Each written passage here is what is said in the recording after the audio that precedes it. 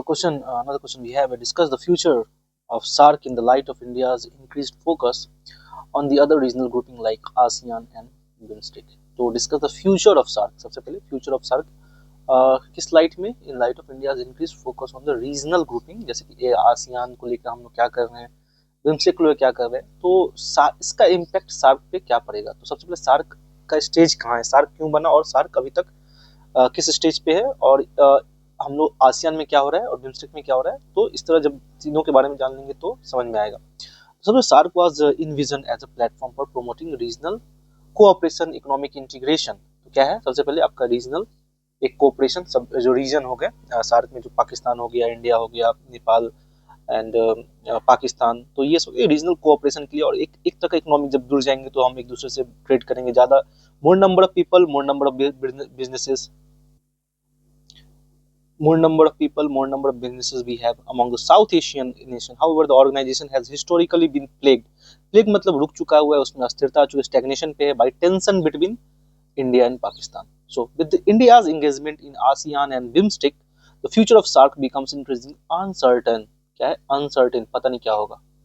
So, India's increasing engagement with ASEAN reflects its growing interest in East and Southeast Asia, which is driven by economic opportunities and strategic concerns, particularly the rise of China. Particularly क्या है, rise of China के बाद इधर concern ज्यादा आ चुका है.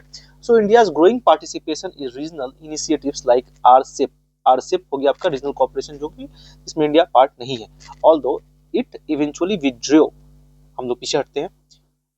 We can remember the words of PM Modi, वो गांधी के कुछ तलिस्मान को जिक्र करते हुए इसे वीडियो करते हैं, क्योंकि जब उन्होंने कहा कि मैं जब इंडियन फार्मर्स और मिल्क प्रोडक्शन का जो बात करते हैं तो उस पर इंडिया को काफ़ी लॉस लग सकता था, तो वो इससे पीछे हट गए.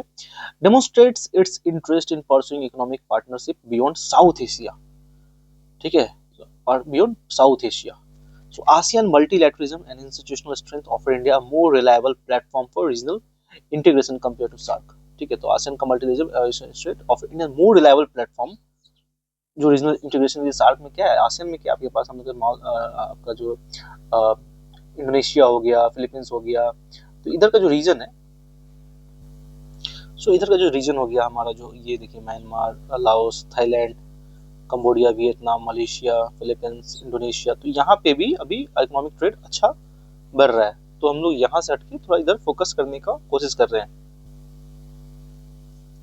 Reliable platform for regional compared to SARC. So India's focus on BIMSTEC has seen as a strategic alternative to SARC. ये तो बनाया गया था bay of Bengal initiative because to overpower or overshadow this SARC, allowing India to engage with subset of South Asian and Southeast Asian neighbor, including excluding, यानी कि हम लोग यहाँ पाकिस्तान को सब एक्सक्लूड करके BIMSTEC बनाते हैं. सो अब यहाँ देखिए, सबसे पहले हमारे पास है Harsh B Pant, argues that India's increasing investment in BIMSTEC reflects its desire to bypass the obstacle posed by Pakistan. तो इसी को हटाने के लिए ही हम लोग ने बनाया BIMSTEC in SARC. So BIMSTEC, in contrast to SARC, has shown more promise in recent years, particularly in areas such as economic cooperation, disaster management, and security collaboration. So India's focus on grouping like ASEAN, BIMSTEC is also part of its large Indo-Pacific strategy. क्या है? Which seeks to balance China's growing influence in the region.